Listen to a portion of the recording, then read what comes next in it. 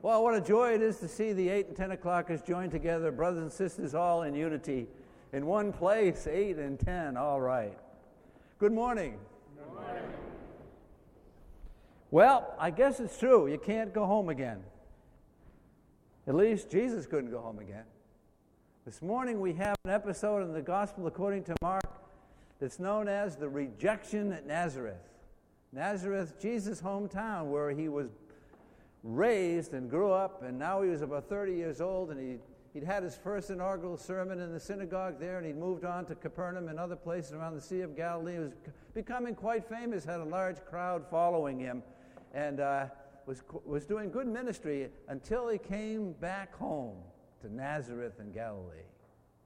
And they were firm in their rejection of him, closed their hearts completely. As a priest of 49 years now in parish ministry, I can feel with this episode, I can feel the body language of the people in Nazareth when Jesus started speaking and doing his works of power. It's like someone on a vestry or a vicar on a committee, bishop's committee, got up in the middle of the meeting and said, brothers and sisters, speaking for myself and all people here, we need to know that this year, if we want to keep this church going as a place of worship and a center for ministry and a station for ministry, then we need each one of us to raise our pledges significantly. And I can see the body language. He's talking to someone else, right? Not to me. Rejection at Nazareth, rejection in the parishes, there you go. True to form. Well, there he was, being rejected in his hometown. He wasn't surprised, evidently, because, the prophets were not without honor except in his own hometown, amongst his own people, in his own house, They don't understand there. They're not open to it. They're not waiting for him to do power there because he can't. They've turned their backs on him. So there he was, and there we are, and it's a good thing, bad thing for the Nazarenes, because he could do nothing there. But good news for us who are outside the covenant of Israel. It was good for the Samaritans, and it was good for the people in Syria, and it was good for people all around Israel, because from that point on, after he was rejected, Jesus, what? Took his apostles, apostle by the word. I know you're Episcopalians, you know all about the Bible and everything, but apostles are people who are sent. They're sent. They're not simply disciples, listeners, and learners. They're people who go out with a message. He sent the people out way beyond the mission. You see, from this point after he was rejected and the people closed their hearts to Jesus, he said, okay, and out he goes to expand the mission to every place else. Well, the mission went on, and here we are. Jesus came to Nazareth of Galilee before this pericope in the gospel in the Spirit, Mark says. Jesus came back to his hometown in the Spirit. It was in the Spirit that he did his healing, the Spirit of God. In the Spirit, he did his healings and his teaching and everything. After this episode, Mark never has Jesus in a synagogue again doing healings and preaching and teaching. He's moved on and expanded the mission. But he came in the Spirit. But the people closed their hearts to the Spirit.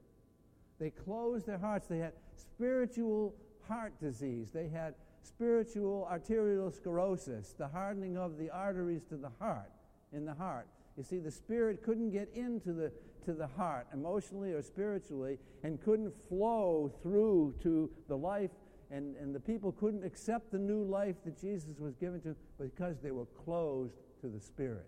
He came in the Spirit, but they rejected him, and in turn rejected the Spirit of God. Jesus was a person of the Spirit, and they couldn't accept it. And they were losers because of it.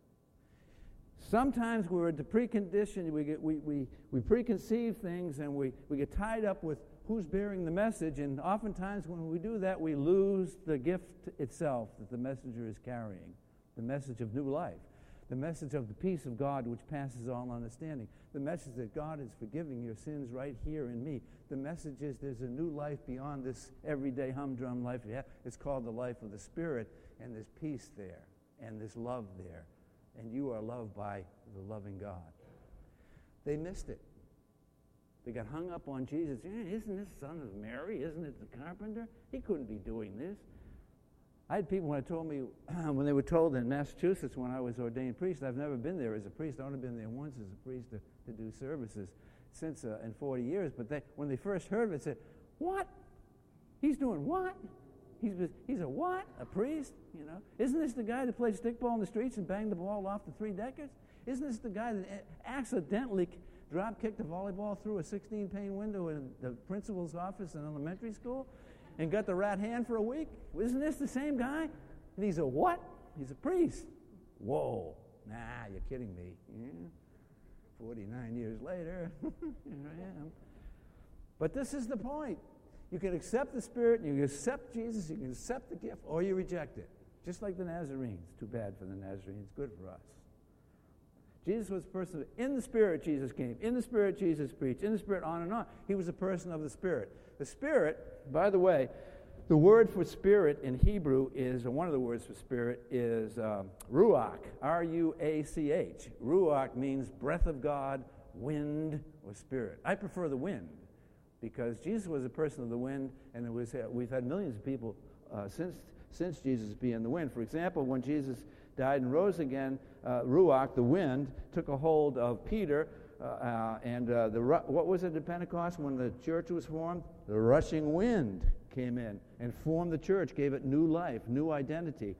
And Peter, a former denier of Jesus and a backslider, all of a sudden is empowered to preach in front of 100 people at a time in the Gospels about Jesus and the resurrection. And then a guy named Saul of Tarsus, a Pharisee, who had been in deal with killing Christians, gets the wind, blows him off his burro outside of Syria, outside of Damascus in Syria, and then drives him, the Spirit and the wind drives him through the Mediterranean basin, through Turkey, through Greece, through Macedonia, into Italy. This is Saul. No, it's Paul, the man of the resurrection, the man who has had the wind at his back and has blown him through. Jesus had the wind at his back. When he opened and went to be baptized, he was baptized in the water of Jordan. There he was, and the sky opened, the gospel writer says, and the Spirit in the form of a dove took a hold of Jesus. Then it says the Spirit drove Jesus into the wilderness to be tempted by Satan, self-examination by himself. Jesus was led by the Spirit through then into Nazareth, into Capernaum, as I said, and on. Wonderful ministry. And then when he died, the Spirit, Ruach, rose him from the death and sent Paul and the others and millions of people. The wind carried them through millions of people all over the world. There's 1 billion people today who know Jesus as Lord. I'm one of those people. I'm a person of the wind. I spent 18 years in New England, didn't go out of New England hardly, 18 years. This thing happened, and my mother and my dad were playing bridge, as they did with a certain 2 people. In the middle of the bridge game, this is in my senior year in high school, this lady says to my mother and my father, said, "You know, our niece just started college in a place in southern Illinois, a nice liberal arts school, small but really good academically, and they're looking for people in the East, especially men with athletic ability. You ought to have Ray put his name in there." And they thought that was a good idea, so they did. Next thing you know, the wind has me blowing into southern Illinois. I'm all there by myself unpacking my bags. I don't know anybody there, you know. And then I met Marcia, and we went to college together and got married. Fourth year in college, my senior year, coming out of church with Marcia, and the priest in the Episcopal church says, "You know, I've been watching you. I want you to come with my wife. Come to lunch after Mass over at the rectory. I want to talk to you." I don't know, got a priest, you know. So, okay, we'll go. So we went there, and we were having lunch, and the priest says, "You know, Ray, I've been watching you for about 2 years." And he said, off and on, mostly off for you. And he says, "I've been watching you for 2 years, and I think you've got a vocation." And I said, "Father," I said, "I'm in my 4th year of college. This is my vacation." You know, he said, "No," I said, "vocation." You know, like in calling. Calling to what? To the priesthood. I think you got to call it. What? Calling to the priesthood? Oh, you got to be kidding. No, and I want you to go ponder this. And after you pondered it, if you decide in the positive, and there's a nice little seminary up in Chicago in Evanston, Illinois, on the campus of Northwestern University. You'll love it if you go there. ponder this, and if you want to go, myself and the parish will support you and Marcia to go up to there. So I went and pondered it.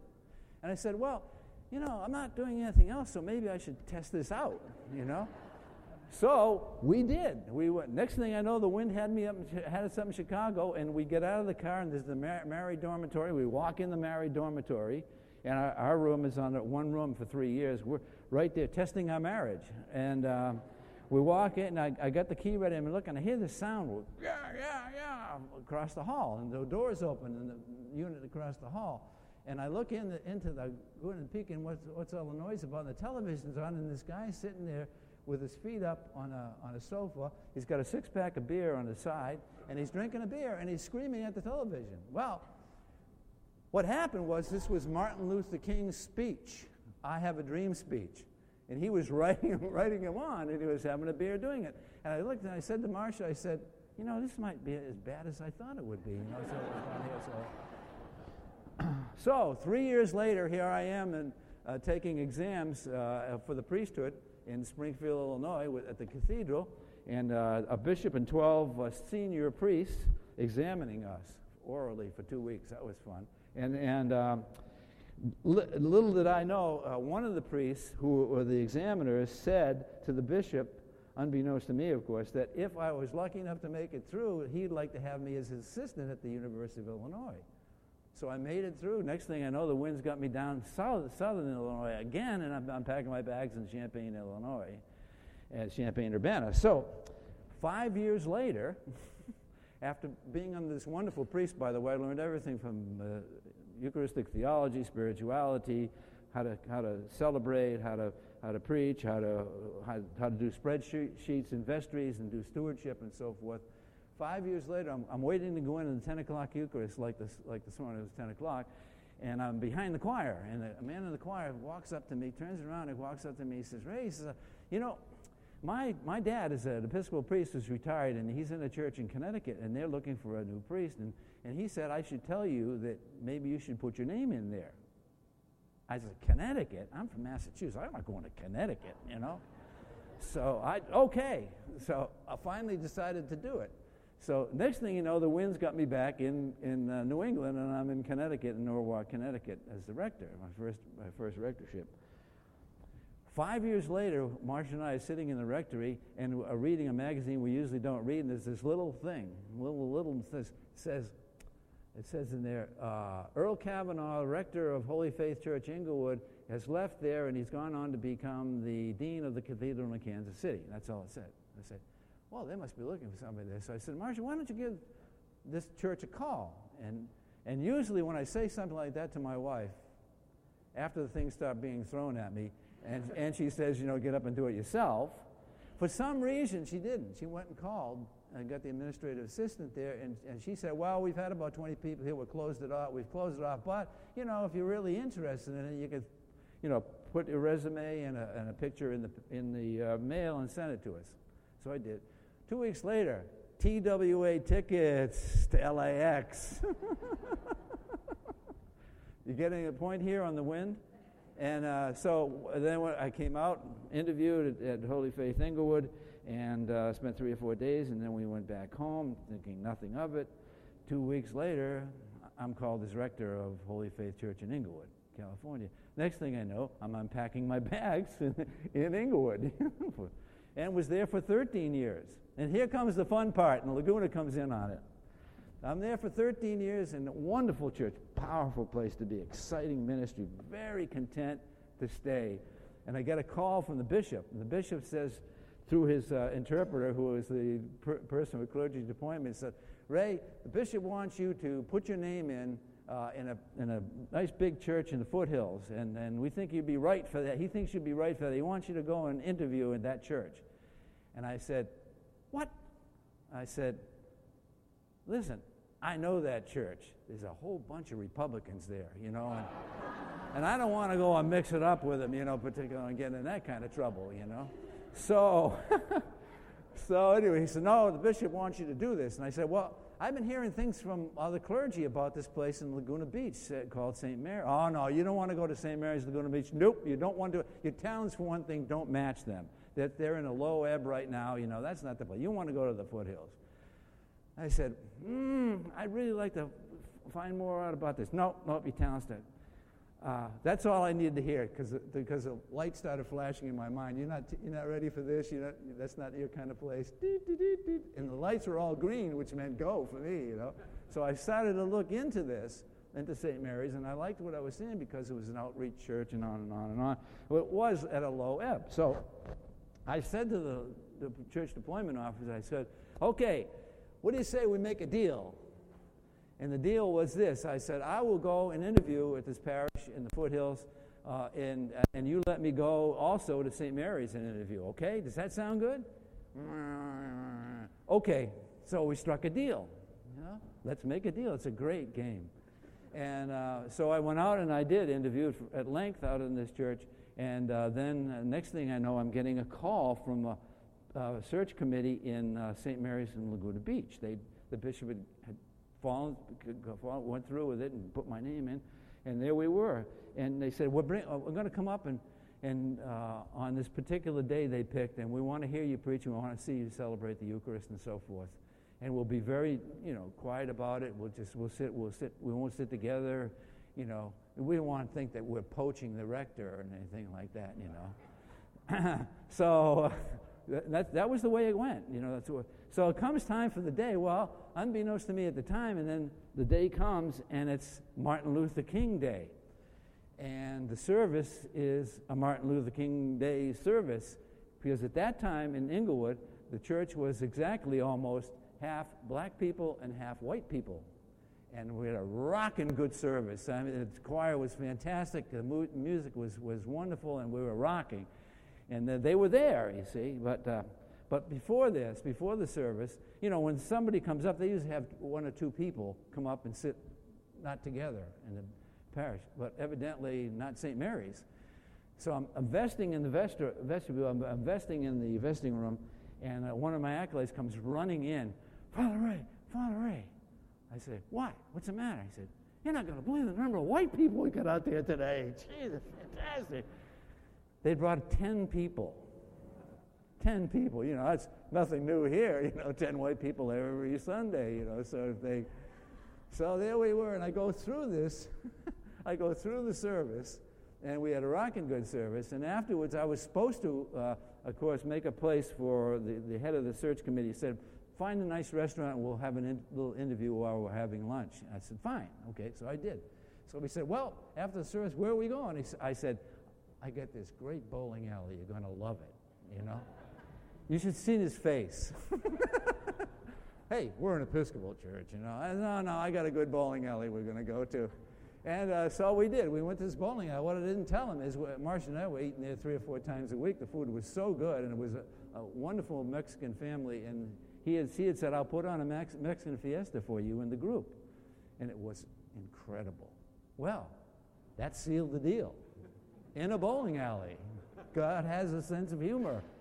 And I mean, I went down, came down for an interview, and it 3 hours, and they didn't lay a glove on me because it was already a deal set up in Westchester. So there we were, and here I am, and there I was for 15 years in St. Mary's Laguna. Now my whole life story. That story is about me, but I'm not the central character. It's the wind. It's the wind. I spent too many years saying it's a chance, it's an accident, it's coincidence, and all that. I'm like the detectives on television now. I don't believe in coincidences, There were too many people. One person here suggesting this, one person here suggesting that, one person, and they all came together, and it happened, and it was an incredible experience with having the wind at your back, the Spirit, Ruach, the same Spirit that was with Jesus and the church at the beginning and drove Paul into the wilderness and drove Paul into the Mediterranean basin and did all these things. The same wind was at my back. Too bad about the Nazarenes. They rejected the wind. They rejected Ruach. They rejected the breath of God. They rejected the Spirit of God. And he left. And he never went back that we know of, and he just went all over the place after that. You see? It's a long story, but it's a powerful story because I'm an eyewitness to this. And I believe this sincerely. You have to be open to the wind.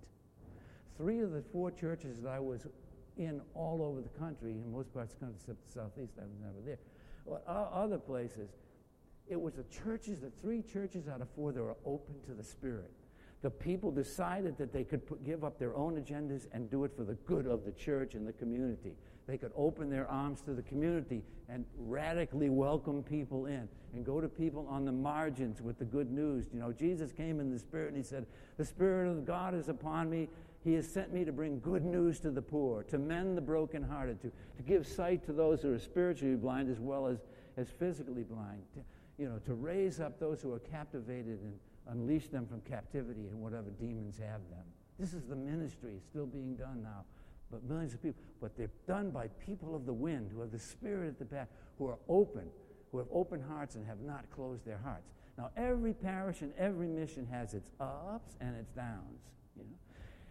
I'm a member. I'm a dues-paying, pledging every Sunday person here, member here. I'm excited by what's going to happen here. I can feel Ruach already at work. I'm looking at laundry love. Laundry love, a little thing. That's bringing good news to the poor. This is biblical stuff. This is Jesus. This is the gift of the Spirit being used by people who are open to the Spirit. And I'm looking up here. Last week I walked in here and there's this table up here with a bunch of flowers and so forth. And it took me a while to figure it out, but I think it was from the what went on at 6 a.m. when people came here to pray and to be one with the bishops and the clergy and the lay people who were marching for justice because of the racist murders that had happened in South Carolina. And this was in memory of those 9 people who were murdered. That's spiritual stuff. That's people of the wind opening their hearts and being receptive and moving on with the ministry of Jesus, mending the brokenhearted through prayer. I mean, this is it. We don't see these things because we're taking our cues from a decadent culture and a culture that's dying instead of from here and understand what things are that are being done. These are ministries of the Spirit and ministries of the wind. And it's happening here already. Now, you may not know it, you may not think of this, but think of laundry love and helping people who are too poor, helping people who are poor to do their laundry. And there's new going on out here now. There's going to be a barrel out here for the next 4 weeks for food for people who are hungry. And these are ministries of the Spirit.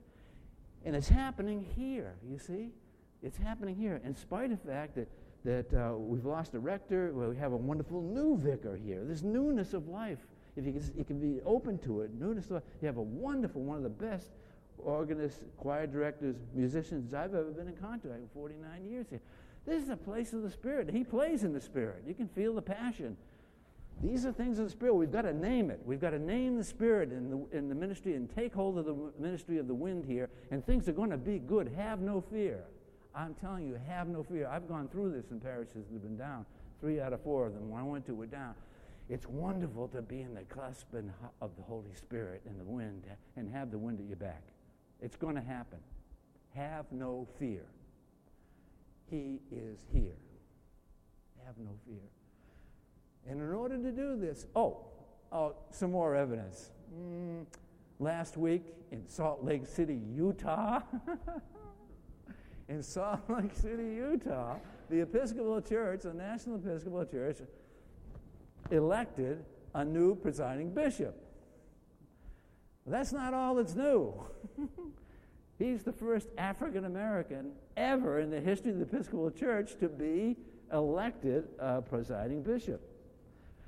Or he's the first person of color ever to be elected presiding bishop. And he is the only person ever in the history of the Episcopal Church, which has a big history, the only person to be elected on one ballot. That's a key. There was no politicking like the Episcopals are famous for, There was none of this, let's get around, well, I'll trade this off for that. None of that stuff. This was the first and only ballot elected. And what was the first thing he said when he came out and the reporter stuck a mic in his face? He said, the Episcopal Church is involved with the rest of the Christian community in the Jesus movement, moving deeper into the Spirit. I can feel it now. The Episcopal Church is part of the Jesus movement, and nothing in this world can stop the Jesus movement in the power of the Spirit, The love of God moving in the land. Nothing will stop it. Oh, well, we've elected a man of the wind, you see. So, that being said, everything else being said, and for our parish and all the other parishes now that are moving forward, pray for the Spirit. Pray that He'll have open hearts to receive the wind. And to do that, because I'm part Irish, I leave with the last blessing and my favorite blessing. May, in this period, in this parish, in this vision, with this vicar and this organ person and this musician and these people, may the road always rise up to meet us. May the wind be always at our back. May the sun shine warmly on our faces. And may God hold us always in the palm of God's hand. Do I have an amen? Amen. Amen.